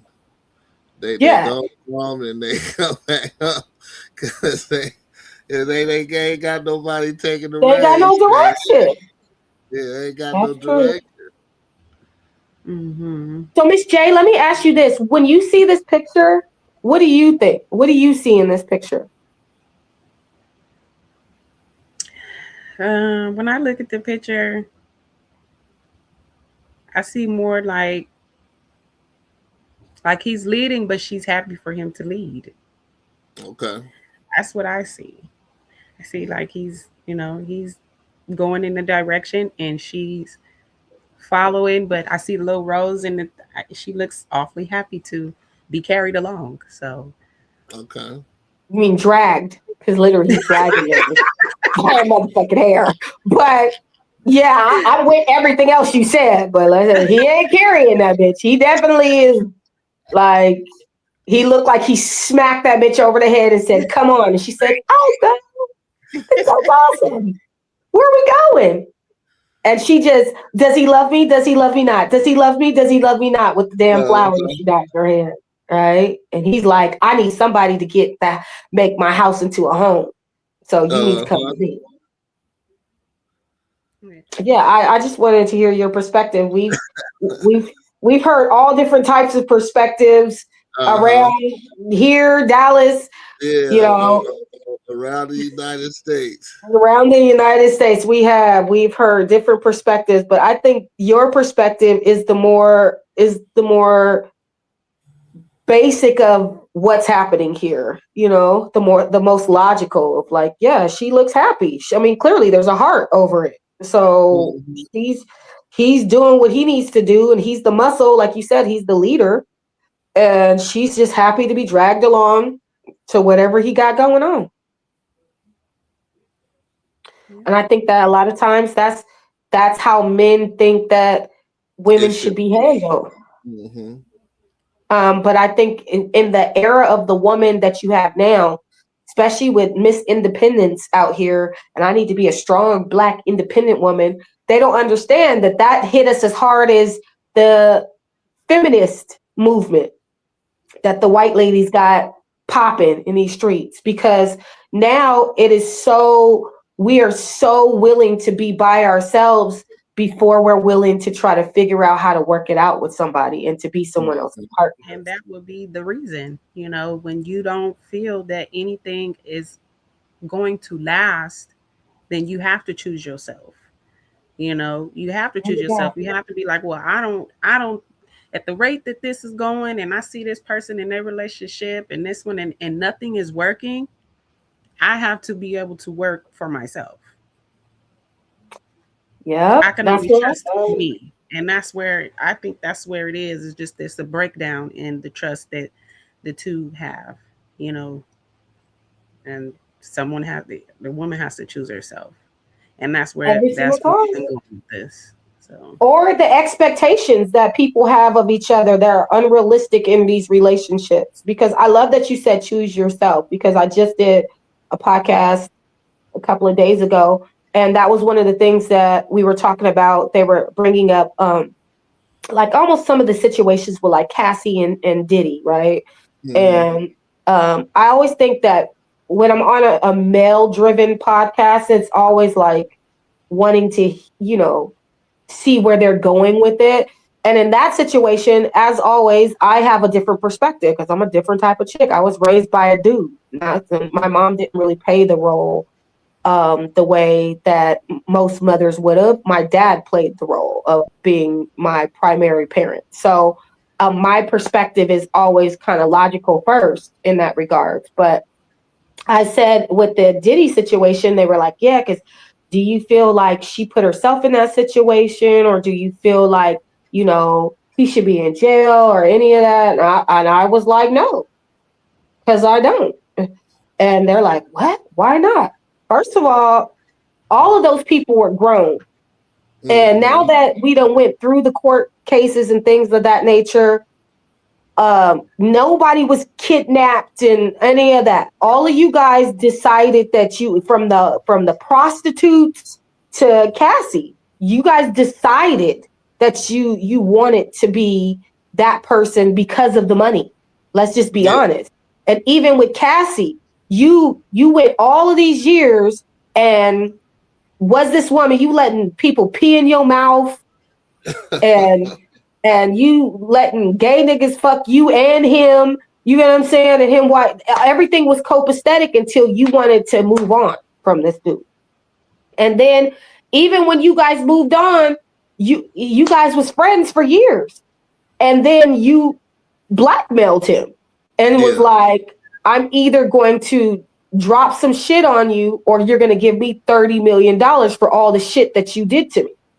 And I just was like, I thought that was fucked up, because I've dated lots of niggas with large capital. And so very young. And so I know what it feels like to be with a man who has that type of power, that has that type of money, that has, right? And every woman has had to come to a space that's been in those type of situation where, like you said, Miss J, they gotta choose themselves. I gotta fucking choose me.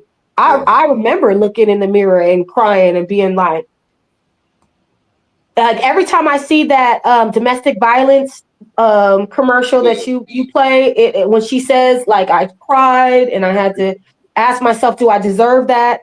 I think every woman who's been in that certain type of place where you've been abused because financially he feels like he can be that type of person to you. We've all had to get to the situation of, do I choose me or do I choose this lifestyle? Because there's only so many shopping sprees that you can have. There's only so much that the money will cover up when it comes to the emotional abuse, the physical abuse, you know, the mental abuse. Like in Cassie's case, when she signed that record label, she was 17 years old.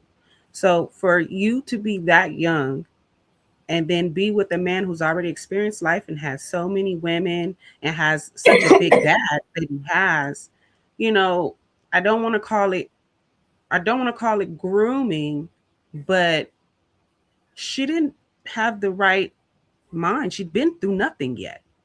She had though. That's people are in that. Then you got to watch the case, because that's not the truth.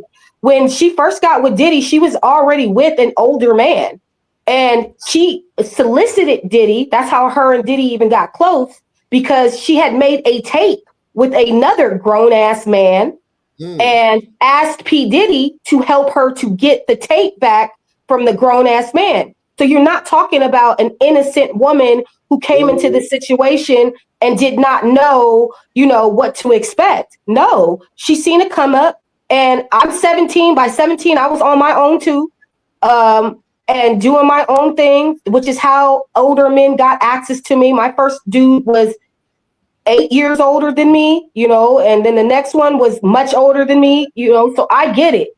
But when you hear the totality of what their situation was, it wasn't a grooming situation with Cassie. It wasn't. That's why I didn't want to use that word. I didn't want to use grooming. I get it, but I felt what you were saying. The mind of a 17-year-old is not all the way there. It's not all the way developed. Like you said, you know, your man was 8 years. My man was 15 years older than me at the age of 18.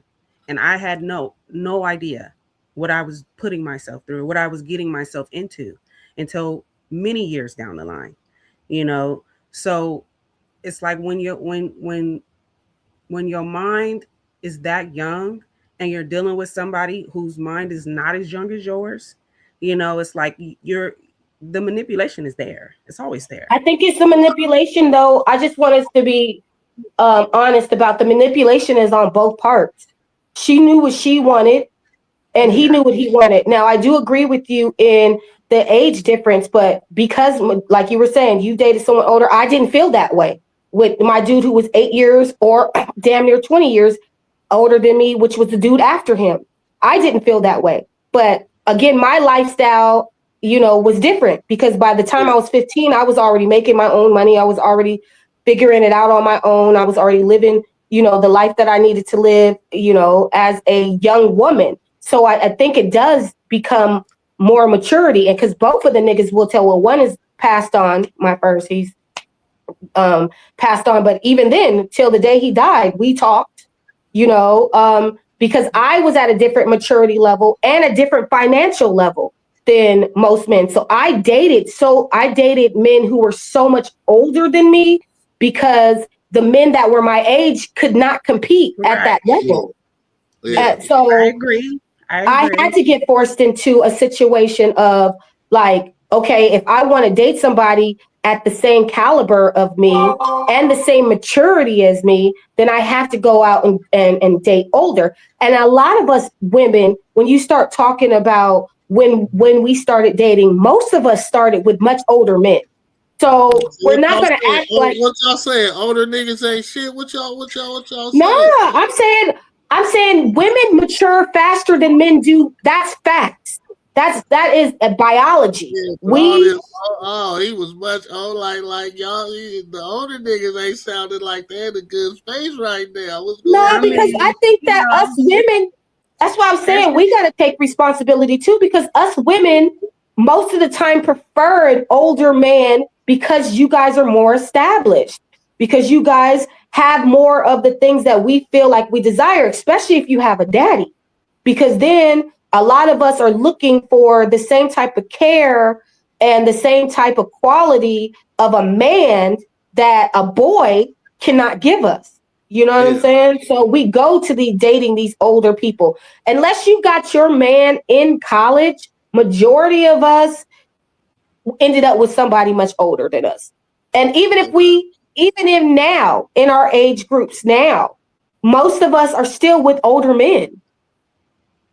Most of us are not dating niggas our age. Man, there's absolutely nothing wrong with that. I don't feel there's anything wrong with that.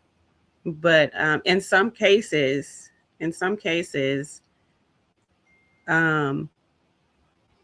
just feel like in some cases there will be a manipulation on that part, just because there's all kinds of abuse. There's financial abuse.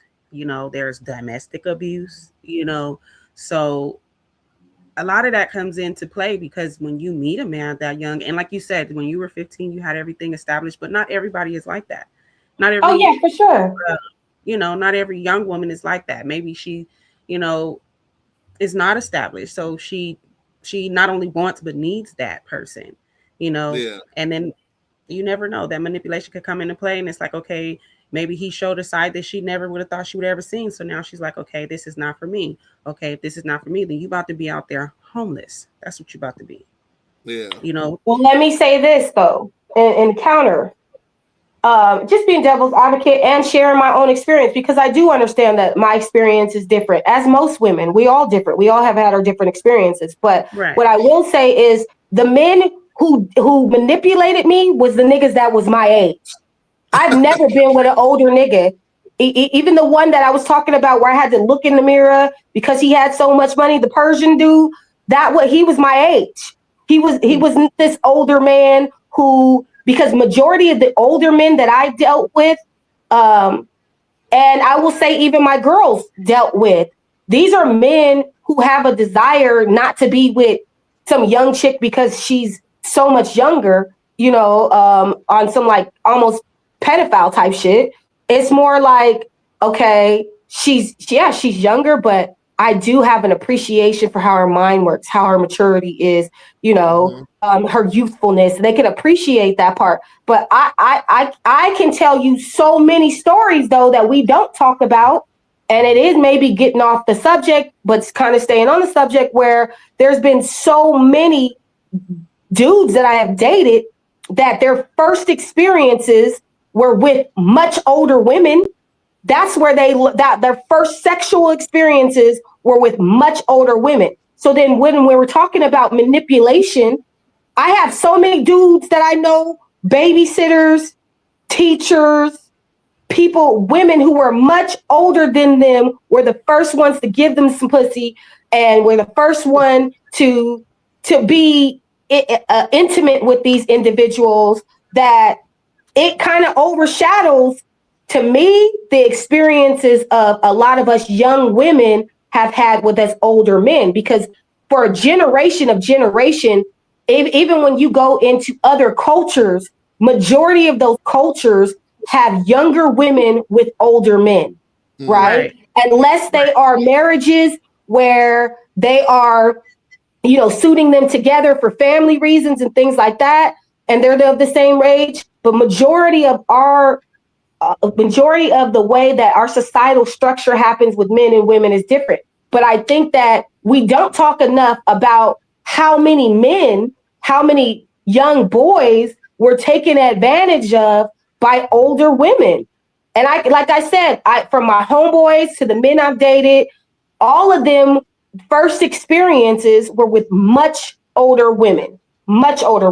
So if we're going to talk about the manipulation that older men have, we also gotta give some of that to the older women, and how they're already sexualizing these young boys before they even have a real opportunity to get with a woman and get to know her and understand her in a relationship format, because that some older woman has already taught him how to hit it and lick it. You know what I'm saying? Like, but we never talk about those situations. We always just leave everything when it comes to the sexual deviances of people on these older men. And we do need to start speaking up on these older women, because it's happening every day.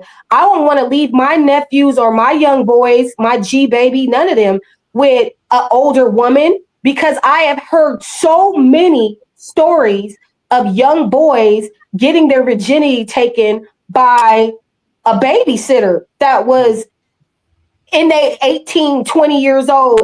And one of the dudes, he's as young as 6 when he lost his virginity. You get what I'm saying? Like, so I just want to make sure that it's not one-sided in that regard. Yeah. No, I've heard about that.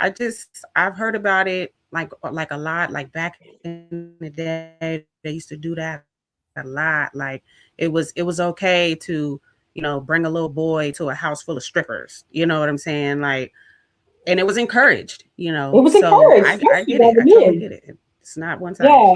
So final thoughts. How do we package all this up? Oh, because this was so good, Miss J. I loved you. This was such a pleasant surprise. You were so great on this. I mean, I feel like we had really great conversation. I will say that we kind of bring it full circle with, especially after watching the clip that we watched, which is, people will be people, and we all come with our different experiences, which have unfortunately and sometimes fortunately helped to shape who we are as adults. I think no matter whether you got the money, whether you're married, single, broke, I think that we need to start having more dialogue and communicating with each other. We need to create safe spaces for both women and men to be able to share, what their emotional baggages and experiences have been, as well as women. I think that the floor needs to be more equal on listening when a person is vulnerable. And before you're intimate with someone, I think that it's really important that you do have these type of conversations so that you can save that person and yourself a lot of heartbreak and time. That's what I would say. Okay. Ms. J, how would you sum all this up? How would you package this up and put a nice little bow on it?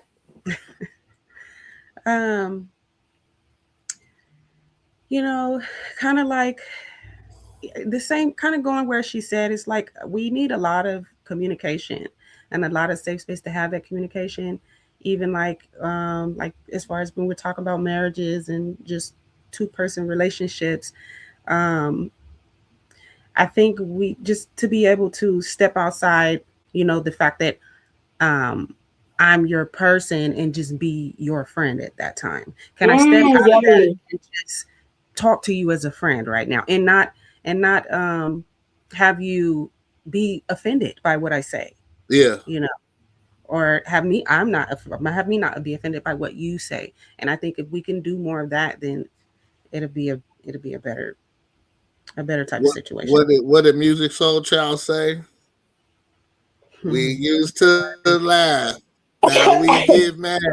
Man, I just want my friend back. Or like my homie, Mr. Ellison says, is you forgot to be my homie. You know what I mean? You gotta be my. That's what he says. That's what, and him and his wife been together 30 plus years, and that's his thing. He like, you gotta be a homie. You can't just be the lover. You gotta be a homie. Got to, and you gotta know that those are two separate roles. Right, but you must hold them both. But you must hold them both down. Exactly. And give them the same amount of attention. Because I think that is important too. Like, me being your friend is just as important as me being your lover. It is. And it's gonna require in certain moments for, like you said, with the teeter-totter, for me to be more here and more there sometimes. But you have to be consistent with knowing that you got to stand on business about both. Exactly. Well, thanks for joining us at Talon at 10, and we'll see you again at Talon at 10. Peace out, y'all.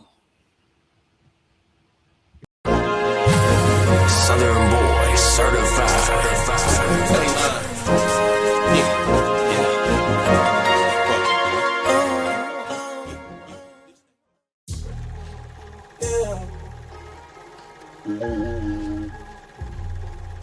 I don't really understand, why they do this to me,